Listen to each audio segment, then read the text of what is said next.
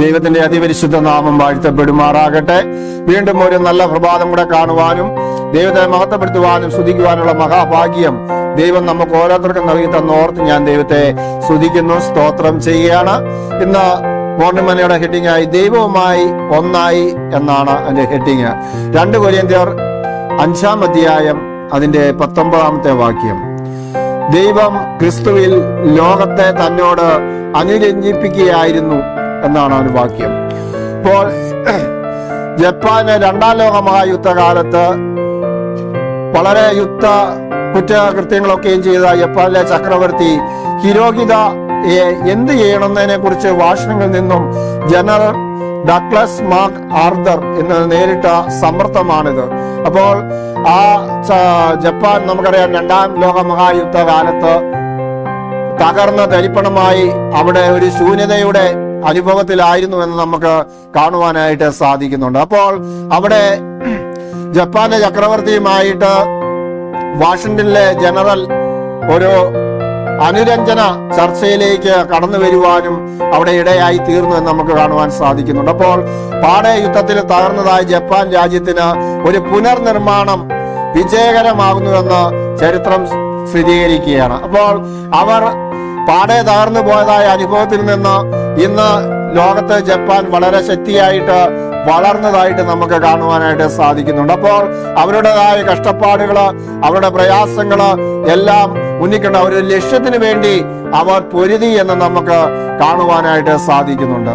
അപ്പോൾ പ്രിയമുള്ളവരെ, നമ്മുടെയും ഈ ലോക ജീവിതത്തില് നമ്മുടെ ജീവിതത്തിൽ അനേക കഷ്ടങ്ങള്, പ്രയാസങ്ങള്, പരാജയങ്ങളൊക്കെയും ഉണ്ടെങ്കിലും അവിടെ ഒരു ദൈവവുമായിട്ട് ഒരു അനുരഞ്ജനത്തിന്റെ പാത നാം തെരഞ്ഞെടുത്തുകൊണ്ട് കർത്താവായ യേശുക്രിസ്തുവിനെ മുമ്പിൽ കണ്ട് നാം പ്രവർത്തിക്കുന്നെങ്കിൽ, നമ്മുടെ മുമ്പിൽ നിർത്തി നാം പ്രവർത്തിക്കുന്നെങ്കിൽ, പ്രാർത്ഥനാപൂർവം നാം ഇറങ്ങിത്തിരിക്കുന്നെങ്കിൽ നിശ്ചയമായും ഈ ജപ്പാൻ 2-ാം ലോക മഹായുദ്ധത്തിൽ തകർന്ന തരിപ്പണമായെങ്കിലും അവരുടേതായ ഉത്സാഹവും അവരുടേതായ കഷ്ടപ്പാടും അതിനുവേണ്ടി ആ രാജ്യത്തിന് വേണ്ടി അവർ സമർപ്പിച്ച് ജീവിച്ചതുപോലെ ഇന്നും ആത്മീയരായിരിക്കുന്ന നാം ഓരോരുത്തരും നമ്മുടെ ജീവിതത്തിൽ ചില പരാജയങ്ങള്, പ്രയാസങ്ങളൊക്കെയും കടന്നു വരുമ്പോൾ കർത്താവായ യേശുക്രിസ്തുവിൽ നമ്മുടെ ജീവിതം സമർപ്പിച്ചുകൊണ്ട് മുന്നോട്ട് പോകുന്നെങ്കിൽ തീർച്ചയായും നമ്മുടെ ഓരോരുത്തരുടെയും ജീവിതത്തിൽ ഒരു വലിയ വിജയമുണ്ട് എന്ന് നമുക്ക് കാണുവാനായിട്ട്, ആത്മീയമായി നാം വിജയിക്കുന്നവരായി തീരും, ഭൗതികമായും നാം വിജയിക്കുന്നവരായി തീരും എന്ന് തിരുവചനം നമ്മെ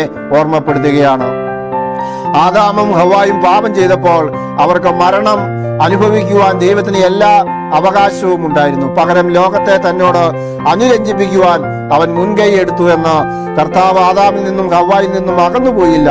എന്നാൽ യഥാർത്ഥത്തിൽ അവരെ തോട്ടത്തിൽ പിന്തുടർന്ന് പാപികൾ ദൈവവുമായിട്ടാണ് അനുരഞ്ജനപ്പെട്ടത്. ദൈവം പാപികളോടല്ല അനുരഞ്ജനപ്പെട്ടത്. അപ്പോൾ നാം പാപം ചെയ്ത് ദൈവത്തിൽ നിന്നും അകന്നു പോകുമ്പോൾ നാം ദൈവത്തോട് അടുത്ത് ചെന്നുകൊണ്ട് മാനസാന്തരപ്പെട്ട് ദൈവത്തോട് ചേർന്ന് നിൽക്കുവാനുള്ള മനോഭാവത്തോടെ നാം ആയിത്തീരുമ്പോഴാണ് നാം പാപികളുടെ അവസ്ഥയിൽ നിന്ന് വിശുദ്ധന്മാരുടെ ഗണത്തിലേക്ക് നാം ഉയർത്തപ്പെടുവാൻ ഇടയായി തീരുന്നത്.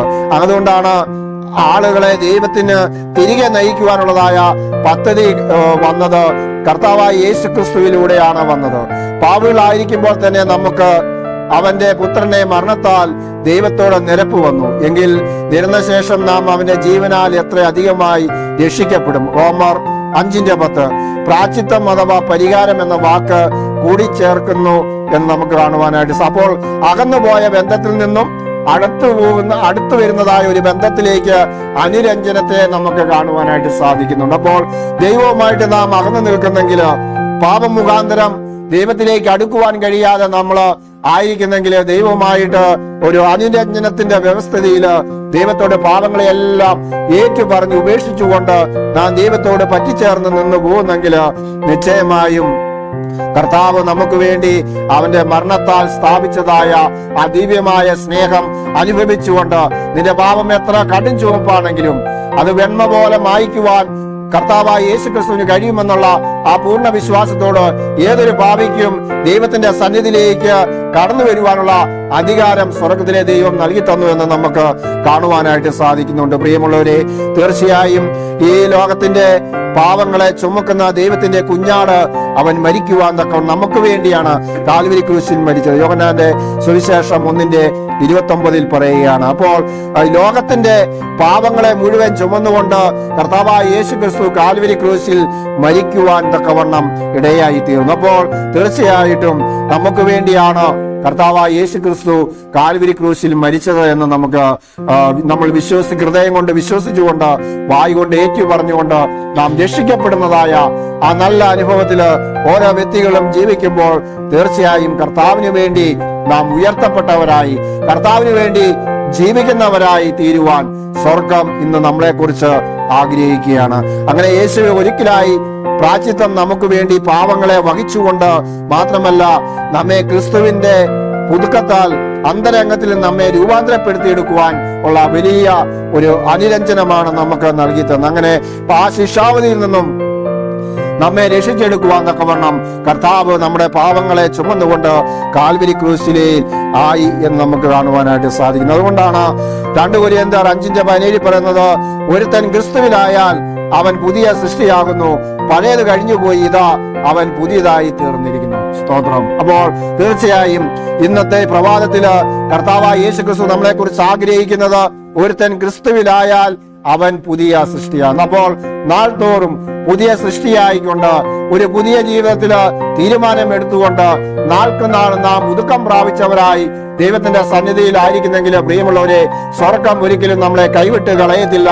നമ്മളെ ആത്മീയവും ഭൗതികവുമായി സ്വർഗത്തിലെ ദൈവം നിശ്ചയമായും നമ്മെ അനുഗ്രഹിക്കും, നമ്മുടെ കുടുംബത്തെ അനുഗ്രഹിക്കും, നമ്മുടെ തലമുറകളെ അനുഗ്രഹിക്കുമെന്ന് നമുക്ക് കാണാം. നമ്മുടെ സമൂഹത്തെ ദൈവം അനുഗ്രഹിക്കും. അപ്പോൾ തീർച്ചയായും അതുകൊണ്ടാണ് നീ അകത്ത് വരുമ്പോഴും നീ പുറത്തു പോകുമ്പോഴും അനുഗ്രഹിക്കപ്പെടും എന്ന് പറയുന്നത്.